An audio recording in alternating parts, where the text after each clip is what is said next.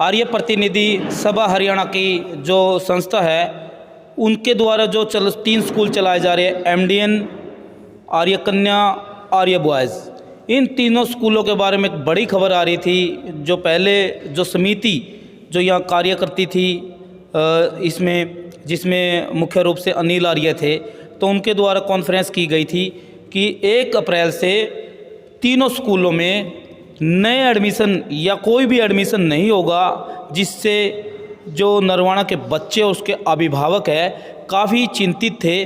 तो अभी वो क्लियरफाई मैं कर देता हूँ। जैसे चंद्रकांत प्रधान और जो आर्य प्रतिनिधि सभा हरियाणा के प्रधान है हरियाणा के, रामपाल जी, वो यहाँ पर पहुँचे थे। इसी संदर्भ में बात की गई, जिस समिति ने ये आरोप लगाए थे कि 1 तारीख से स्कूल बंद होंगे, एडमिशन नहीं होंगे, उसी को लेकर बातचीत की गई। अभी आर्य बॉयज़ का जो स्टाफ है, टीचर है, अध्यापक है, इनके ऊपर भी आरोप लगाया था। आरोप क्या लगे थे कि इनको सैलरी नहीं मिलती। हालांकि समिति के ऊपर आरोप था, लेकिन इनके बारे में बोला गया था कि इनको सैलरी नहीं मिलती, जिसके कारण से काफ़ी दिक्कत है स्कूल में। अभी मेरे साथ आर्य बॉयज़ स्कूल का पूरा स्टाफ, पूरे टीचर, गुरुजन है, प्रिंसिपल सर है। अभी एक एक करके बात करेंगे। विषय वही होगा सैलरी से लेकर। अभी सर से ही बात करते हैं। सर नमस्कार। नमस्कार सर जी, नमस्कार सर। यहाँ पर स्टाफ कितने स्ट्रेंथ है आपकी स्टाफ की? यहाँ टीचिंग का 31 है और नॉन टीचिंग का 10 है। 10 है। टोटल 41 स्टाफ है हमारे पास। अच्छा सर, आपको कितने दिन हो गए यहाँ पर कार्य करते हुए? हाँ। मैंने यहाँ लगभग 15 साल के आसपास हो गए। अच्छा, जैसे पहले जो संस्था थी अनिल आर्य की और अब चंद्रकांत की, डिफरेंस सर? ऐसा ना, जो पहले और अब में ये है, पहले वाली मैनेजमेंट थी वो अपने हिसाब से, अगर हमें कोई कर्मचारी रखना पड़ जाता था वो मैनेजमेंट ही व्यवस्था करती थी। अब अगर हमें कोई साथी कहीं दूसरी पोस्ट पर कहीं चला जाता है तो यहाँ की मैनेजमेंट की कोई इंटरफेयर नहीं है। हम स्टाफ मेंबरों से, बच्चों से पढ़ाने के बाद, तभी अगर कोई 5-4 जितने भी आते हैं उनके बाद अच्छे टीचर को रखते हैं। यानी कि आज़ादी का मतलब होगा, मान लीजिए कोई भी स्कूल में दिक्कत है स्टाफ को लेकर, कार्य को लेकर, वहाँ पर प्रिंसिपल सर को अब संस्था के प्रधान चंद्रकांत से पूछने की ज़रूरत नहीं है। वो सिर्फ रिक्वायरमेंट रख सकते हैं, सर हमें यहाँ पर एक टीचर की या किसी एक ही स्टाफ की ज़रूरत है, हमें अवेलेबल चाहिए, या फिर खुद भी रख सकते हैं। पहले ये अनुमति नहीं थी। और रही बात सर फ़ीस को लेकर, बच्चों की फ़ीस है जैसे 25% पहले लेस की जाती थी, अब 75% भी माफ़ की जा रही है। सर ऐसा है, पहले जैसे 20-25% के आसपास लगभग टोटल जितने बच्चे की संख्या थी ना, उनकी 20-25 के आसपास मैक्सिमम फीस माफ़ होती थी।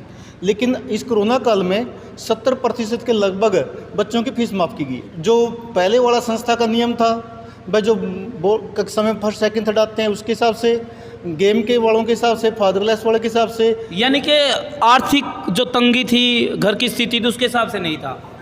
ऐसा ना, हमने पहले जो संस्था का फीस माफ़ी का कुछ ढांचा बनाया हुआ था उसका तो अनुसरण किया ही है। जो ज़रूरतमंद थे, गरीब थे, निडी थे, उन सब की हमने फीस माफ़ कर दी है। ठीक है। तो हमारे प्रिंसिपल है सर है आर्य बॉयज़ स्कूल के, अभी स्टाफ मेंबर है जो उनसे एक एक करके बात करेंगे। ओनली क्वेश्चन रहेगा सैलरी से रिलेटिव। नमस्कार जी। कौन सी क्लास को आप पढ़ाते हो सर?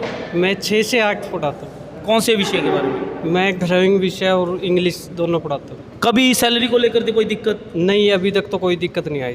ठीक है सर। कौन से विषय में पढ़ाते हो सर आप? मेरा नाम विश्वेश्वर है और मैं हिंदी पढ़ाता हूँ 9 से। सैलरी को लेकर कोई कभी? ऐसा है जी, मैं एक बात रखना चाहूँगा आपके चैनल के माध्यम से। हरियाणा के जितने बड़े बड़े विद्यालय हैं, जो बड़ी बड़ी संस्थाएं हैं, वहाँ भी सैलरी काट के दी गई, लेकिन इस संस्था ने कभी अध्यापकों की कोई सैलरी नहीं काटी, पूरी सैलरी दी है। किसी प्रकार का, यानी कोरोना काल हो या कोरोना काल के दौरान सभी टीचरों को पूरी सैलरी दी गई।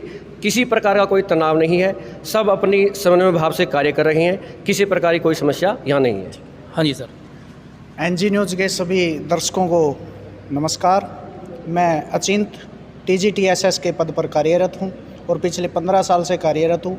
विद्यालय के अंदर सैलरी को लेकर किसी प्रकार की कोई समस्या नहीं है। जैसे प्रधानाचार्य जी ने बताया, पूरा स्टाफ लगन और मेहनत से पूरा काम कर रहा है। ठीक है।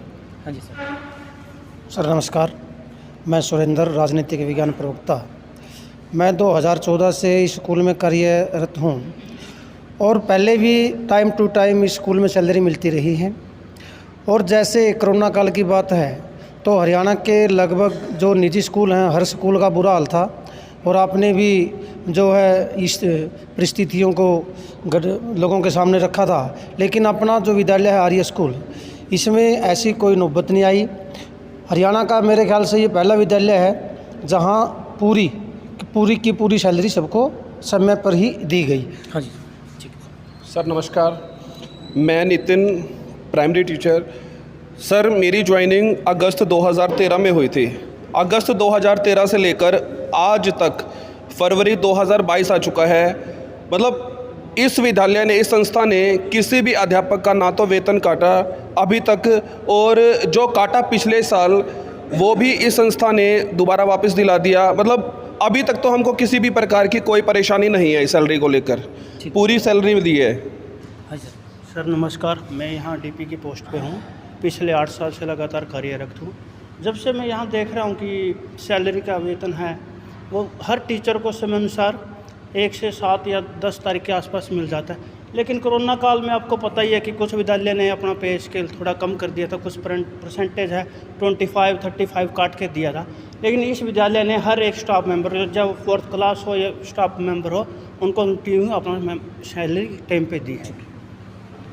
नमस्कार जी NGTV को, और नमस्कार सभी दर्शकों को। मैं बड़ी प्रसन्नता के साथ और हर्ष के साथ बताना चाहता हूं कि मैं ऐसी संस्था के अंदर कार्य कर रहा हूं, लेक्चरर पद पर, जहां पर कोरोना काल का कोई संकट किसी भी टीचर के ऊपर नहीं आया। और स्कूलों ने जैसे कि बताया है मेरे साथियों ने कि वहां पर काट कर दी गई सैलरी, लेकिन हमारे यहाँ पर घर बैठों की भी सैलरी दी गई, पूरी सैलरी दी गई है। और मैं तहे दिल से इस संस्था का जो है धन्यवाद करता हूँ। तो आपने कौन सी विषय में पढ़ाते थे वैसे तो? मैं फिजिक्स और मैथ का लेक्चरर जी यहाँ पर पढ़ा, क्लास +1 और +2 10th। हिंदी के पद पर कार्यरत हूँ। यहाँ पर सैलरी नियमित रूप से ठीक मिल रही है। कोरोना काल में थोड़ी दिक्कत आई, लेकिन वो मिल गई है पूरी की पूरी। सर मेरा नाम नारायण दत्त है। मैं लगभग 30 साल से काम कर रहा हूँ। मैं लाइब्रेरियन के पद पर हूँ। हाँ जी नमस्कार जी, मेरा नाम कपिल है जी। मैं PRT की पोस्ट पे हूँ यहाँ, और संस्था में किसी प्रकार की सैलरी को लेके कोई समस्या नहीं है जी, हमें फुल सैलरी मिली। अच्छा सर, मेरा नाम प्रेमचंद, TGT इंग्लिश। हमें सैलरी समय पर बिल्कुल ठीक ठाक मिल रही, कोई दिक्कत नहीं। हाँ जी सर नमस्कार, बैठे रहिए सर। नमस्कार जी, मैं Gautam Garg, PGD computer science. Salary से संबंधित सर कोई समस्या नहीं है। तो भाई ये स्टाफ था पूरा। हाँ सर से नमस्कार। नमस्कार सर। वैसे ये विषय मुझे समझ से बाहर है, क्योंकि ये सिटी ऑफ द हार्ट है। शहर का सबसे बड़ा स्कूल है, एक ब्रांड नेम है, हरियाणा भी नाम है।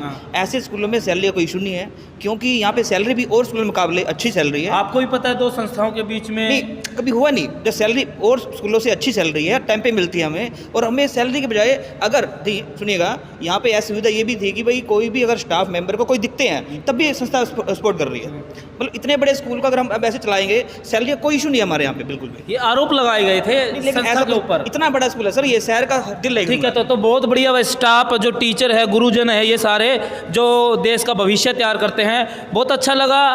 अच्छे एजुकेटेड पर्सन यहाँ पर बैठे हुए हैं, मेरे से भी ज़्यादा एजुकेटेड पर्सन बैठे हुए हैं। PGT है, TGT है, MA BEd MA इंग्लिश, बहुत बड़े बड़े टीचर यहाँ पर बैठे हुए हैं।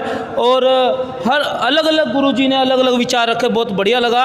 वीडियो को ज़्यादा ज़्यादा शेयर कर देना। इस वीडियो को बनाने का मेन मकसद ये था कि इन संस्थाओं के ऊपर जो आरोप लगे थे कि टीचरों की जो सैलरी है वो टाइम से नहीं मिलती और बच्चों की जो पढ़ाई है, एजुकेशन है, वो बाधित होती है, जिसको लेकर आरोप लगाए गए थे। इसका विषय मेन यही था कि टीचरों पे ही बात करते हैं, टीचरों से ही बात करी है। बहुत अच्छा लगा। कोई इशू नहीं है, कोई प्रॉब्लम नहीं है, किसी प्रकार की कोई बाधित नहीं है। इस वीडियो को ज़्यादा से ज़्यादा शेयर कर देना। NG न्यूज़ की खास रिपोर्ट। धन्यवाद।